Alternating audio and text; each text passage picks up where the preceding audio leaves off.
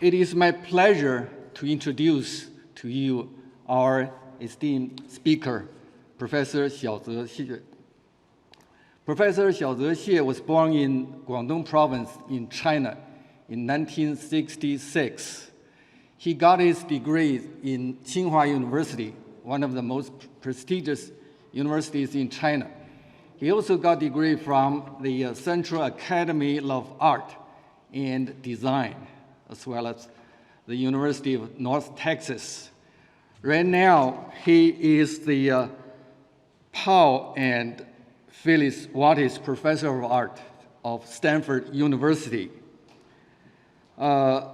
His artwork includes painting, drawing, photography, installation, and video. Art critics describe Professor Xie's approach as a hybrid, like postmodern blend of traditional painting, social realism, and contemporary documentary photography, laced with a decisively political undertone. Professor Xie has solo exhibitions at galleries and institutions all around the world, including Asia Society Museum in New York City, Denver Art Museum, Scottsdale Museum of Contemporary Art in Arizona, Knoxville Museum of Art, Modern Chinese Art Foundation in Ghent, Belgium. He has received awards from a couple of foundations like the Joan Mitchell Foundation, the Pollock-Krasner Foundation. His work has been collected by quite a few museums like the Museum of Fine Arts in Houston, Denver Art Museum, Oakland Museum of California, San Jose Museum of Art. Now, please join me in giving a warm welcome to Professor Xie. Thank you. Thank you so much, Dr. Song, for this kind introduction, and thank you all for coming. It's such a pleasure to be here.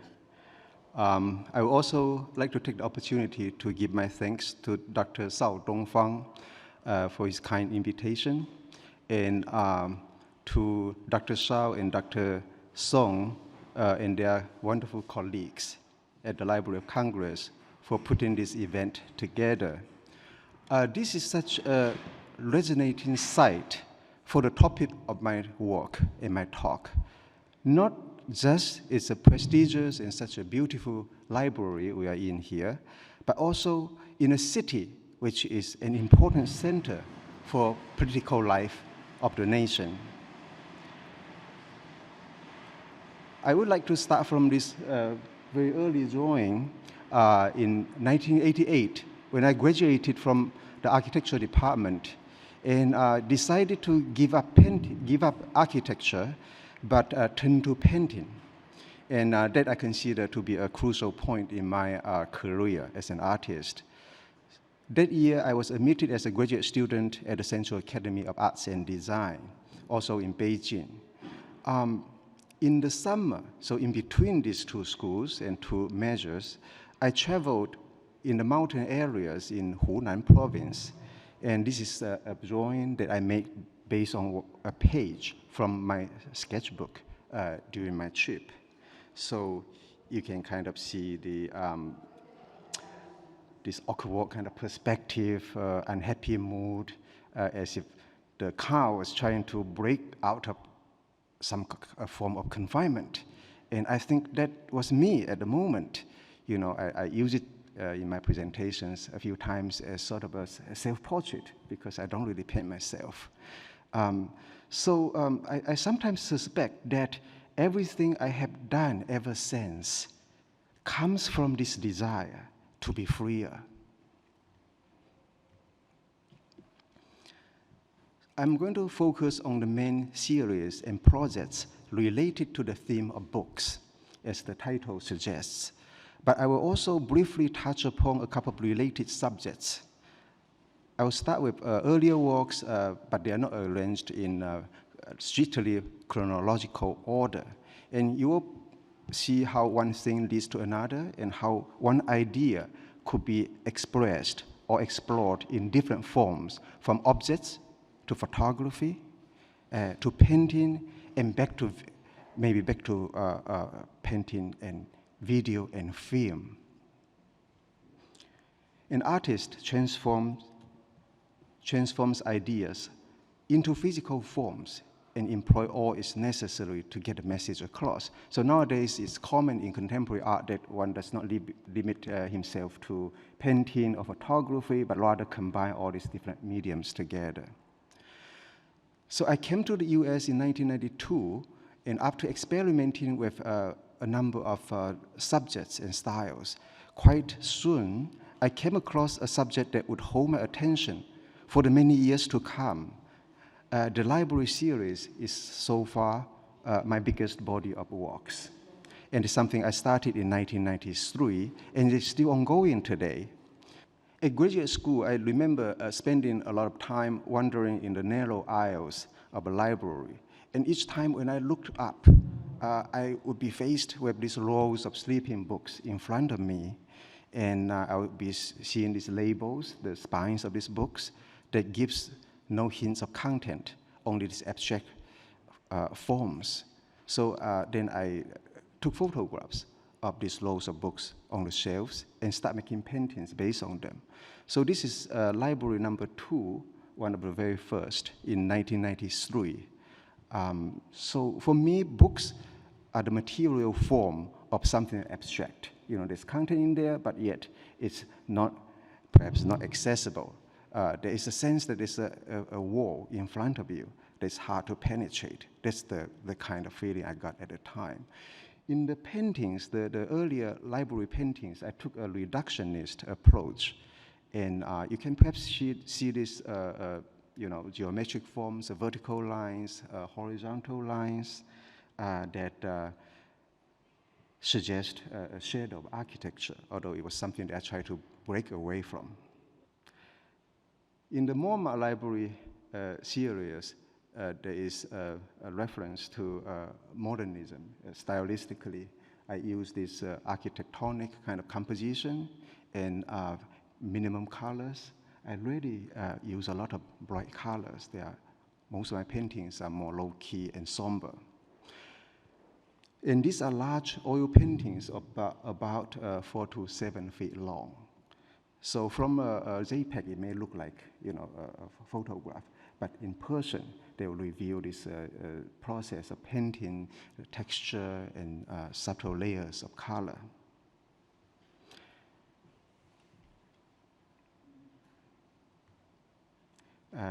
This painting is from the Metropolitan Museum of Art Library. So you can perhaps recognize the name of the artist, name of the subject on the spine of the book, Durer, so a famous Renaissance artist.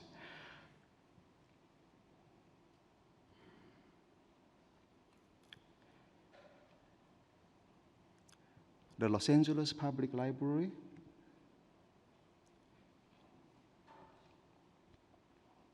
And you can notice that the context, the space surrounding the objects of books is always important for me. The kind of depth, the kind of glow of light provide a contrast to the object that is more realistic and present to the viewer.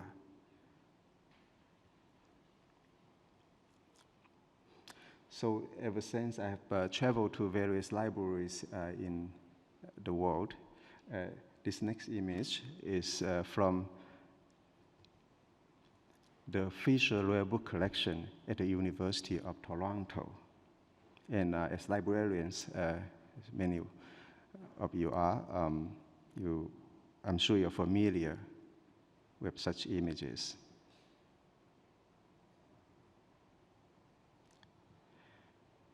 This one is based on a photo I took at the Queen's College at Oxford University in London. And so I really would arrange the books by myself. I'll photograph the objects as they were arranged by librarians. So the compositions are found, they are not designed instead.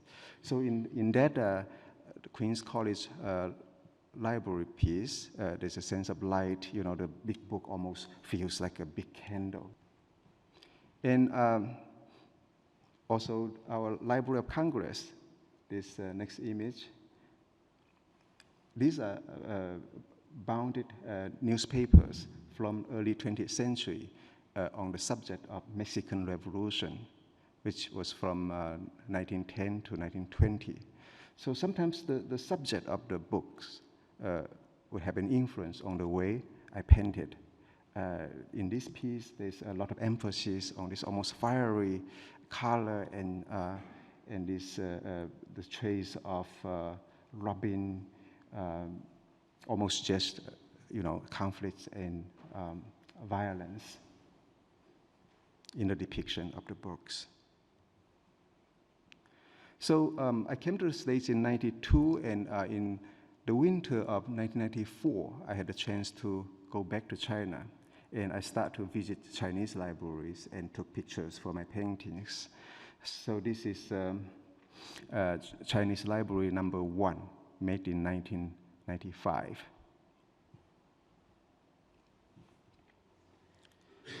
So in these Chinese library paintings, you see the edges, they are eaten away by worms, leaving these holes, and also you may be able to tell that there are these black ink marks on the edges. They look kind of like an abstract pattern of sound waves. They almost feel, some of them almost feel like water in a landscape. So I always like to incorporate elements, even in my paintings are overall realistic, incorporate abstract elements into my work. I remember that when I had a show in Seattle, my show was reviewed, and the title of the review is A Bookworm's View, and that was in the mid-90s. This is Chinese Library number 57, made in 2013. It's in the collection of the Denver Art Museum now. You can see the kind of variation of grays of the ink on the edges of the books that resemble almost like reflection on the water.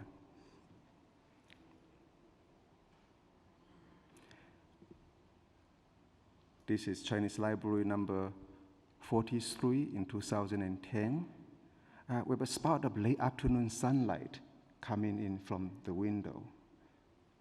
This piece is fairly large, it's 80 inches long, and it's actually less photorealistic. You can see lines that sometimes resemble the kind of brush lines in a Chinese landscape painting.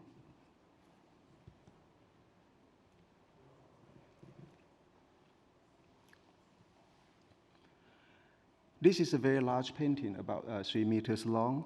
It is entitled Legacy. And the composition includes more space and context. It shows the interior of a library room, in which the content, all these books have been moved into the new building without being sorted out. It was in the late afternoon, so you can see this warm sunlight coming from outside the window. Can you recognize how the bust look like? It's actually a plaster cast. It's a mouse bust, if you can tell. So for me, this whole space, this whole atmosphere and its objects suggest a kind of question that's in front of us. What do we want to do with all this legacy from the past at the end of an era? Chinese Library number 55. This is a view in my Songzhuang studio. It's about 2.5 meters square, so a rather monumental scale. Installation view of my exhibition called Multiple Perspective at Chambers Fine Art in Beijing in 1913. So at the end, you can see this almost 5-meter long painting of Chinese, a stack of Chinese books.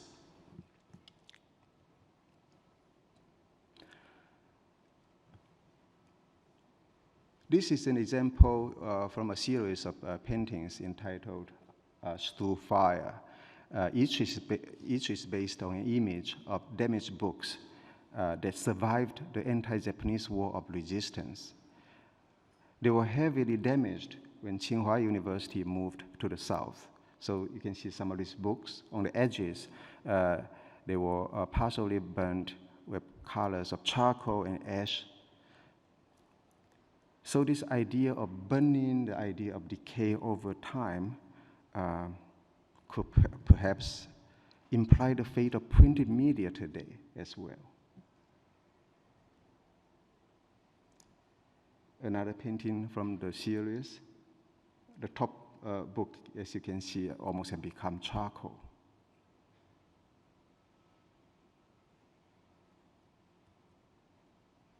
Chinese Library number 66 include this piece. I later realized that it includes some titles, Han Song Qi Shu, which include Shui Fu Zhuan, the water margin. So some of these titles were actually banned. So I use this slide as a transition to later talk about my project on the history of banned books in China.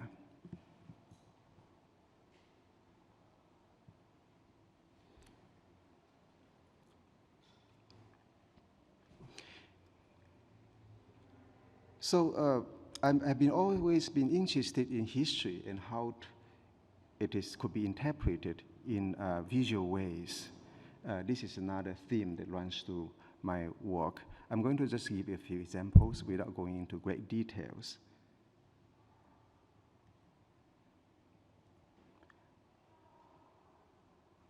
This installation is entitled Flags and Banners, A Century of Student Movements in China. It is an installation in 1994, and it's based on various historic images of student movements in 20th century, from May the 4th movement in 1919 to the 1960s, which is the Cultural Revolution, started from student movements, to the April the 5th movement after the death of Premier Zhou Enlai, and then the 1989 Tiananmen incident, or the pro-democracy movement. So I was a student, a graduate student at that time, very close to Tiananmen Square. And I think my experience as a student at that time, it was a crucial moment for me. It was the moment of the awakening of political consciousness. Before then, I've always thought that, art has to be for art's sake, and then one wants to stay as far away from politics as possible. But eventually, I found that, politics, social issues have been essential to my work. So what I wanted to emphasize in this piece is the similarities, the same heartbreaking vulnerability of young Chinese students.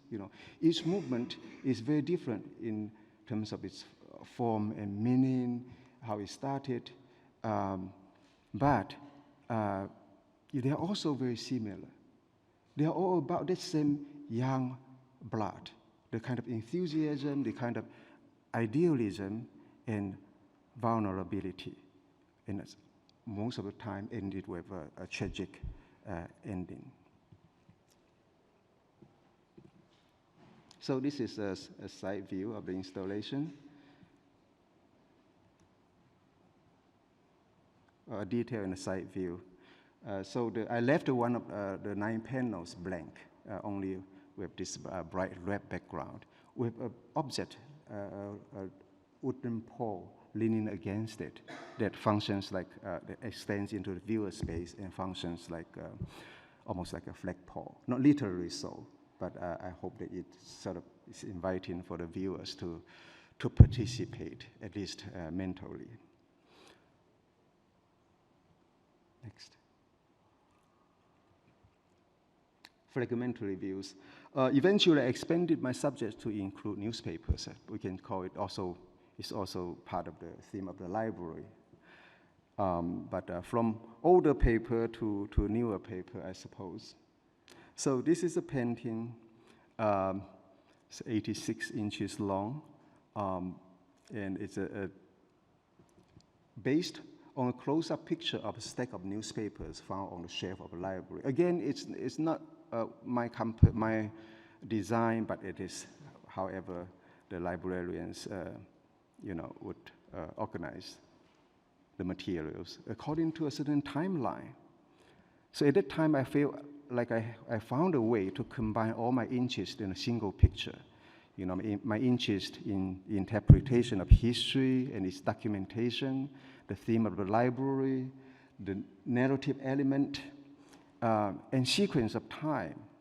So I remember when I saw this body of works in New York, an art critic wrote, flipping, it's like the experience of reading, of looking at these paintings, it's like flipping through channels, different news channels with a remote control. So this is a more recent painting from the same series. And embedded between the different issues, you see a mix of different facial expressions, from happy to relaxed to very distressed or angry. So in a way, these are not only still life paintings, but could also be portraiture in a way. Another way to deal with the saturation of information in the news media, I came up with another way to represent the newspapers in a series of paintings called Both Sides Now. In that series, each painting is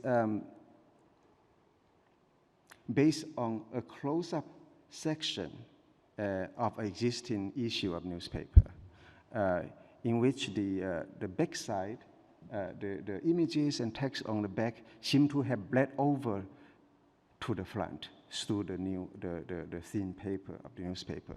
When you flips through the pages against, particularly when it's against light, you can kind of see the back images showing through, right? So that for me represent a moment, this saturation and conflicts of information. Also our experience of, experience of knowing the world through the media. You hear different voices, you see conflict information, everything is fragmentary, you never see the full picture, so on and so forth.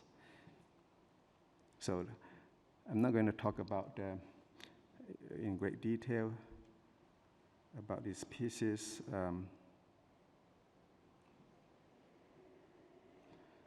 Another body of works that I did that is related to my project on banned books on the form of censorship is the Weibo series in 2012. So an installation of a series of small aluminum panels, oil paintings on aluminums, based on images from the social platform of Weibo, which was very popular around 2012 and 13. So these images, people share what they are seeing and what they commented on it. They post this their observation of society online, and some of them, some images considered to be sensitive would be removed right away. So I make a point of capturing, of these images, building a data with Weibo images, and then make paintings, turn them into more permanent forms.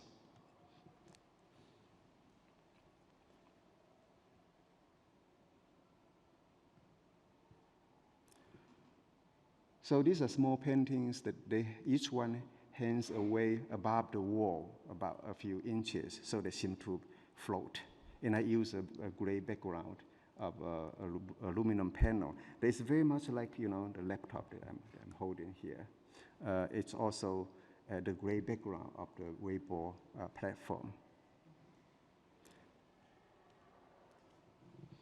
Okay, so you can see why these images would be removed. You see these police cars were overturned during upheaval, what we call collective event, 群体事件. I left a lot of the metallic surface of the aluminum panel exposed to suggest the source of my painting.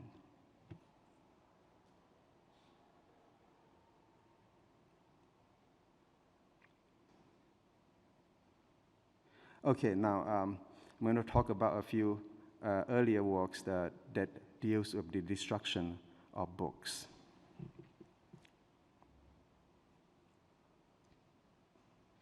This is an installation I made in 1999. After I got my first tenure-track teaching position, I feel like I could just make some large, ambitious works and without worrying about the art market. So anyway, it is entitled Order, and it's composed of a monumental hanging scroll that's about 12 feet tall that unrolls onto the floor. On the scroll is an acrylic painting based on a historic photograph from the 1960s during the Cultural Revolution, showing bookshelves and the floor of a library with heaps of damaged books waiting to be destroyed by the Red Guards. So over the hanging scroll, there is a grid of metal plates, these steel plates, painted with very bright automobile paint, red. So besides telling the story of book burning, book destruction during the Cultural Revolution, in the piece, I was also hinting at the conflicts between tradition and modernism. And these little red squares, is it a formal device of suggesting modernism, or does it represent little red books that we are familiar with? Those little red books, mouse quotations, those are the only legitimate or available materials at that time. So I've been fascinated by what people do to books. Sometimes they glorify books, worship them. You can see these, Bibles decorated with gold leaves on the edges, right? There's almost a fetish kind of sense to that. And then people ignore books, let it to decay, and people ban books, they burn books, so all reflecting various attitudes.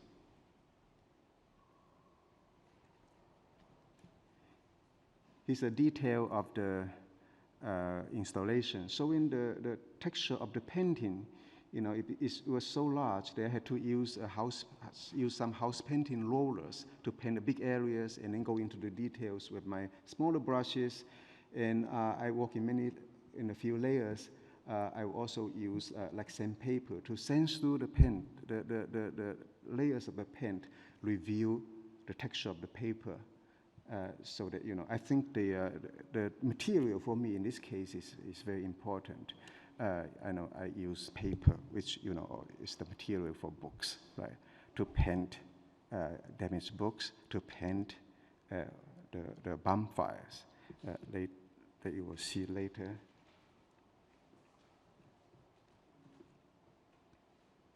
So this is an even earlier installation entitled Nocturne, Burning of Books by the Nazis, composed of 3 large monumental drawings, each one measuring about 9 feet tall, with 6 little paintings framed in gold. Each is kind of a portrait of an individual books being illuminated by this bonfire.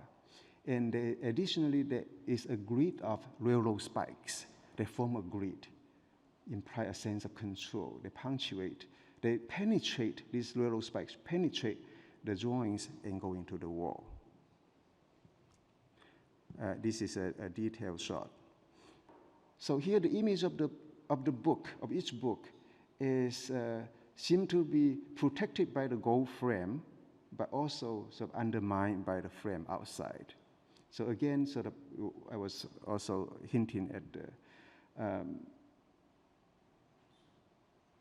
the fate of painting, because in art history, many times painting has been proclaimed to be dead. And now here is painting dead? Is it going to be destroyed? So I was raising questions about the fate of painting at the same time.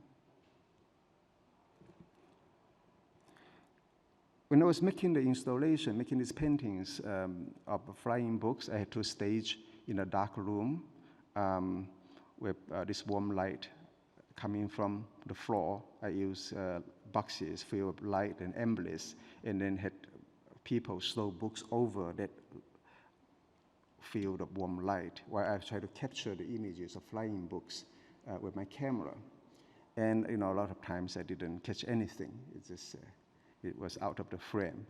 And so I was able to restage that scene that invokes book burning and try to remove these images of flying books from specific narratives. It's not about a specific book burning, but it's more about the idea of knowledge, of memory, floating in the air and being tested in the extension of time and space. So here's a grid of photos that are shown in a gallery exhibition in Seoul, Korea. Okay, you can see a sequence of 4 photos.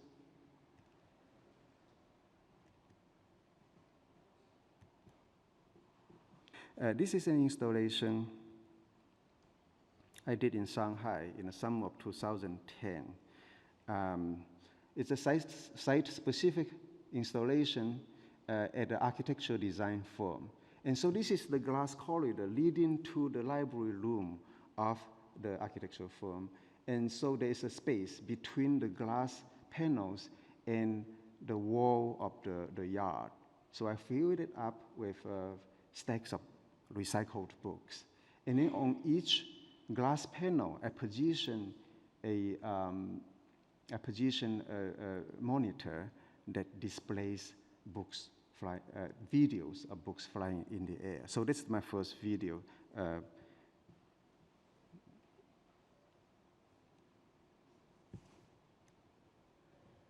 Okay, so eventually in Beijing in 2011, I combined all these video clips and make one video piece called Transients, and project this slow motion video of books flying in the air onto a wall of books. So I was after the contrast between the static, objects of books versus the ephemeral video images of books. Okay, here's the installation view of the video projected onto the wall. And I have a video clip, if we can play it.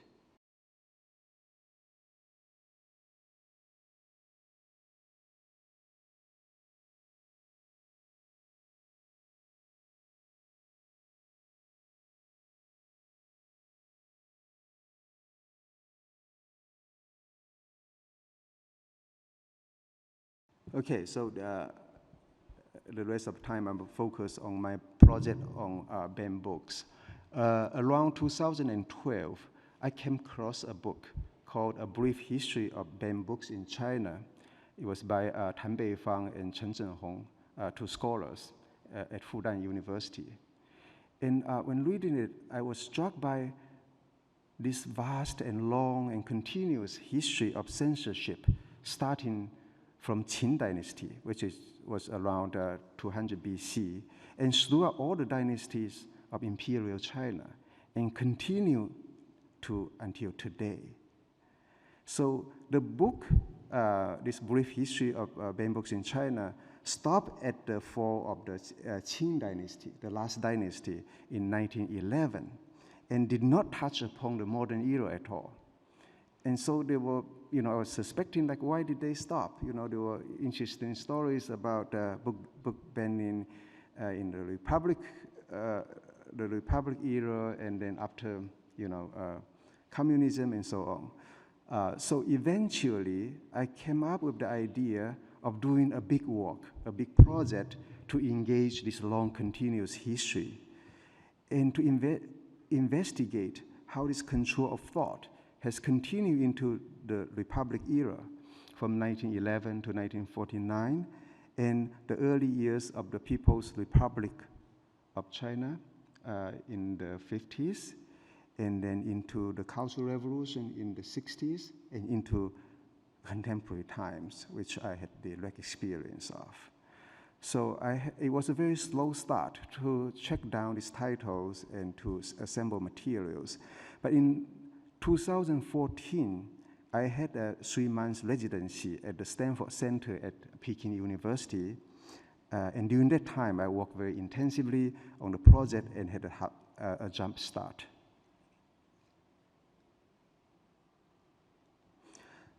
So this is a view of, I started to locate, to look for books that had been banned on the internet and in actual bookstores, old bookstores. And later, I found out that it was actually easier to do it online, to search these books on the internet. So they were mailed to my office at Peking University, and then all these books were moved to my studio in Beijing. So this is a table displaying all the envelopes. I kept all these envelopes, with various addresses from all over the country, And for me, that's a very interesting aspect of the process. Next. So in the Republic era, books that advocated Marxism, communism, and the Soviet Russia were generally banned by the nationalist government. And I had good luck finding some of these works by important authors, these left-wing writers such as Lu Xun, Mao Dun, Guo Mozuo, Zhou Shi, Jiang Guangci. So, you can perhaps feel that the covers, the graphic design of his books show some influence of Western modernism from these publications in the 20s to the 40s. So after some time, then I did my first display, organization of all the books I was able to find in my Beijing studio on a long table.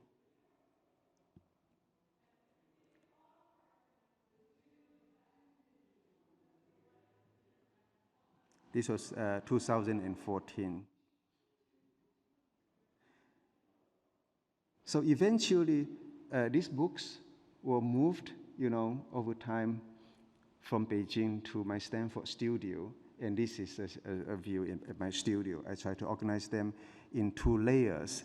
The top layer are early editions, original materials, books that were published before or during the time of their banning. Sometimes such materials are hard to come across.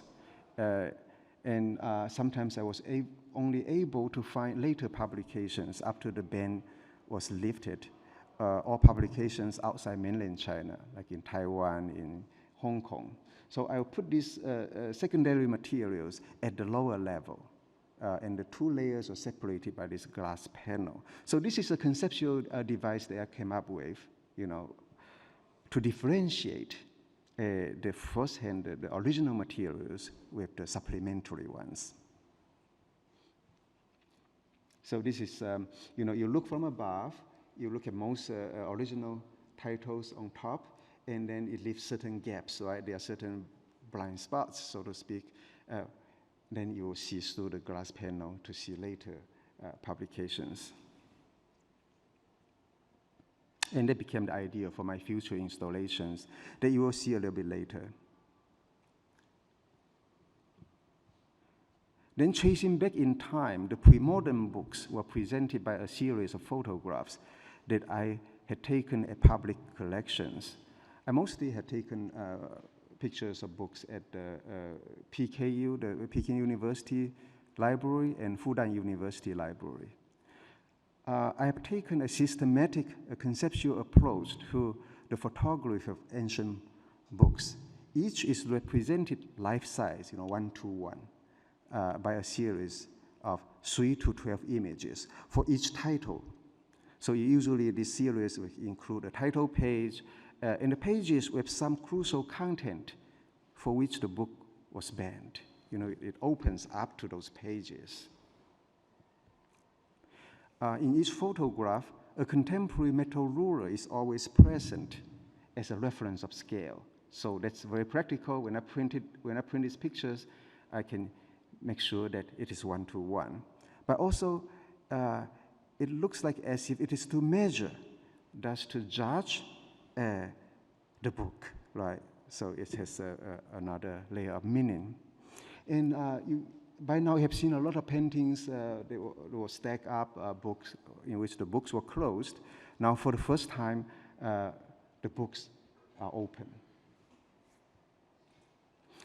So this is a book pushing sketch. 推背图 is a book of divination, a book of fortune telling. And it represents one of the 4 main justifications of book burning, or the 4 main reasons for religious reasons. The other reasons being for political reasons, for philosophical reasons, and for moral reasons. And I have examples representing these 4 categories. This is a famous title by Ming Dynasty thinker Li Zhi, 藏书. The title means a book to keep hidden. And then next is by the same author, 焚书, a book to burn. Because the author Li Zhi was aware that these works won't be acceptable to the authorities, because these works challenged the traditional Confucian scholarship of the Chengzhu school, Chengzhu Li Xue. So these are provocative titles. And 藏书 means that, as if he was telling his families, students, and friends to hide it after reading it, right? Or to burn it and not to avoid trouble. And in fact, he was imprisoned for what he wrote. And so I look into why his books were banned. What was subversive about his ideas? One of the things is that he questioned the Confucianism. He raised questions about it. He would say that we cannot take for granted what Confucius would say. What he considered to be right, is it really right? We have to be skeptical about it. He advocated humanity, the legitimacy of human desires. He proposed the idea of 童心, keeping or maintaining a childlike, innocent heart.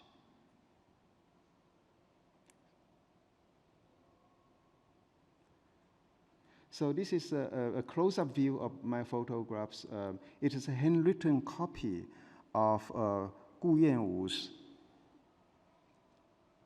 日之路, meaning the daily accumulation of knowledge, which is the thinker Gu Yanwu's notes when he did reading. So if we look closely at these images,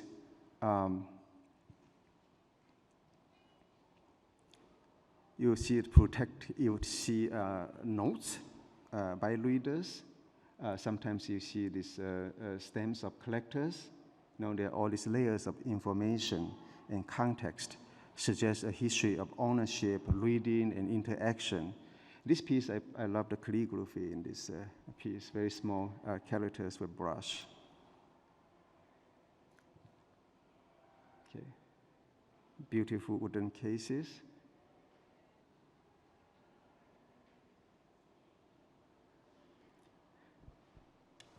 So this is an example or books banned for political reasons. It is a military strategy work called Bing Lu, a summary of military art by He Zhubing of Ming Dynasty. It is because for the rulers, knowledge of military strategy and maps are forbidden for ordinary people. If you have this knowledge, you have these books, you know, it's likely that you can stage rebellions.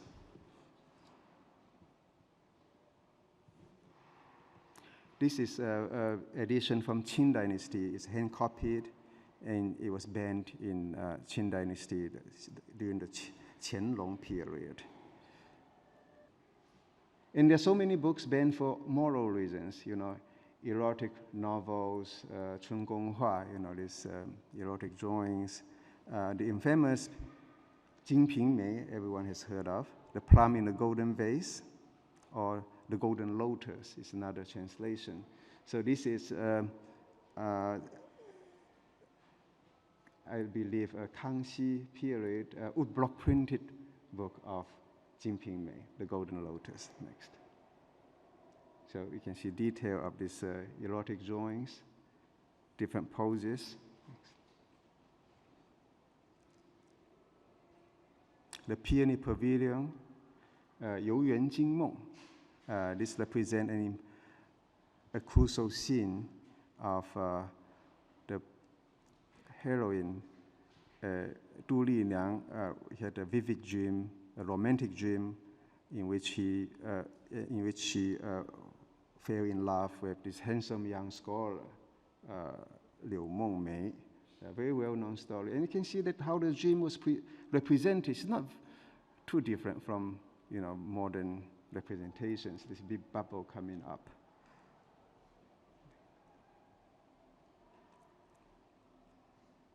Okay, this scene is Hui Shen coming back to life. This is how each title is represented by a series of photos. Now each one is with a grid of 6 photos as a sequence and from one work. In other times, different titles are arranged in a grid to show a variety of subjects and genres. This is my installation view of my solo exhibition at the Denver Art Museum, one of the rooms with paintings and video. This is another space dedicated to the project on banned books, including 3 parts. One is the installation of acquired books, objects in glass vitrines, and then a grid of photographs of pre-modern books, and then a documentary film. So it was presented as one work, one project.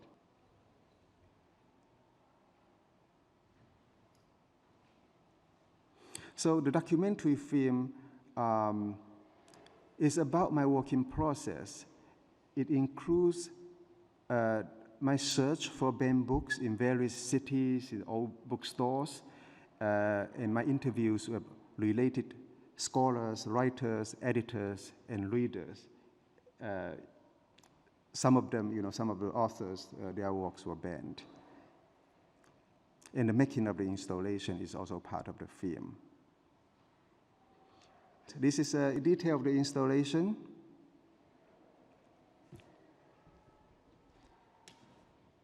My exhibition at the Asia Society Museum in New York, including some of these library paintings in space and photographs, installation. A concurrent show, when I show at the Asia Society, there was also an exhibition at the Lafayette College. So here the exhibition is in the context of a library. In this project, I combined my own books from my own collection with Western banned books from Lafayette's collection. And I got much help from librarians there at the college. So now I can recognize some well-known Western banned books titles.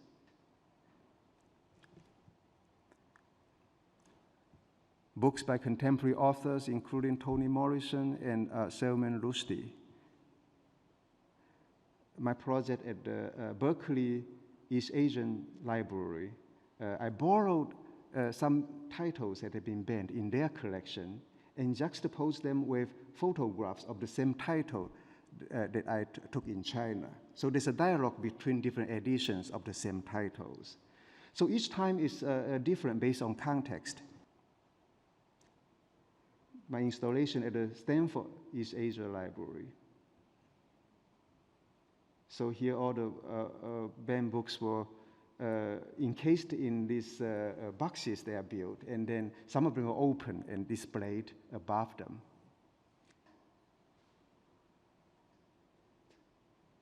And for this show at Stanford, for the first time, I present a series of porcelain works. So these are life-size sculptures, hand-sculpted and hand-painted of books based on photographs and objects.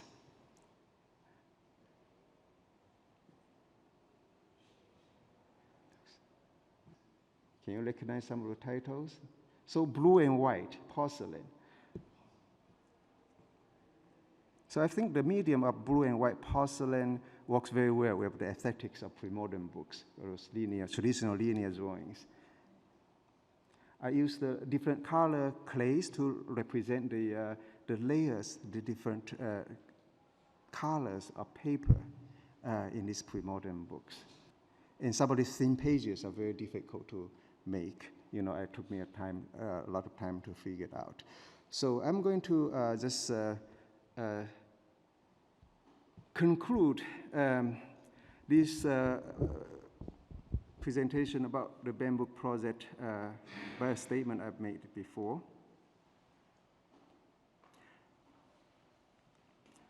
So by now you might wonder why I'm so obsessed with bambooks. For me, a bambook is a battlefield. It's a site of power struggle. A bambook is where politics, society, art, and literature converge. Among the huge number of banned books, we can find unorthodox thinking, mysterious belief systems, courageous protests, alternative histories, intense human emotions, desires, pleasures. There are so many layers to the subject of banned books that will continue to hold my attention. And I think what I'm trying to do here, through art, sculpture, installation, film, is to do the reverse, to reverse the process of control. I want to bring what has been put into dark back into light and remind everyone what could easily be forgotten. Thank you. Thank you.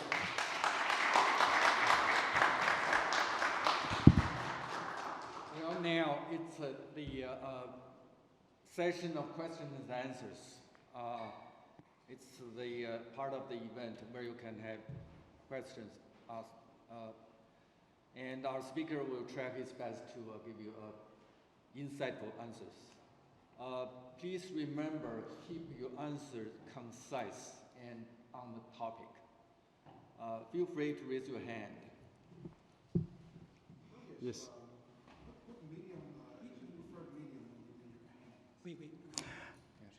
Yeah, I would say painting is my preferred medium over the years. It is my primary medium, and it has affected my other works. For example, these recent porcelain sculptures are very realistic. I think they resemble the style of my painting, and also it incorporates painting. You know, there's a the sculptural part and then the painting part. Well, do you use like oil painting or acrylic, and what kind of support do you like to paint on pond? Yeah, most of those images that you have seen, these are by oil. These are done with oil. And I've also used acrylic a lot. Like those paintings of on the big hanging scroll, that's just acrylic. Okay. Yeah.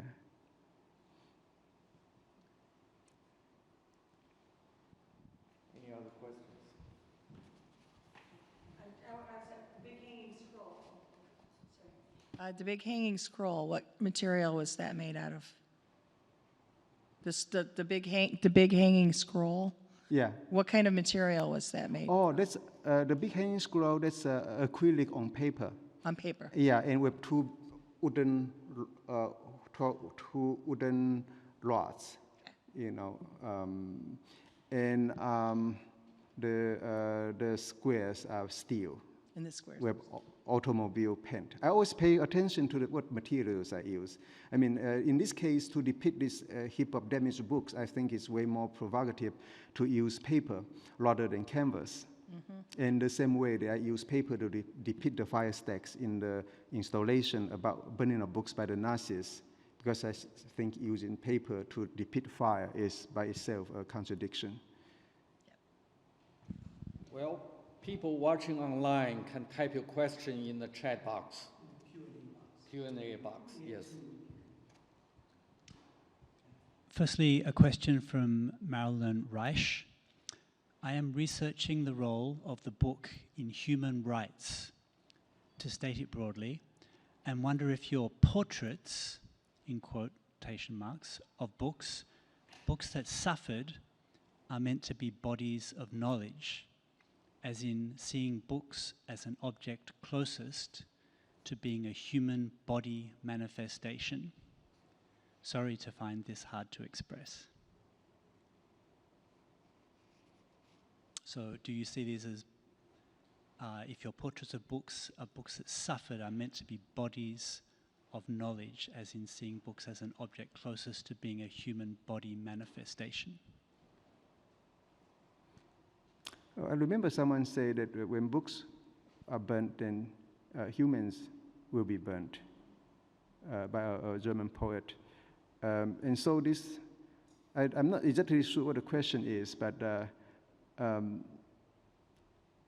yeah, books, is he suggesting that books in my work being sort of a parallel to the human body, or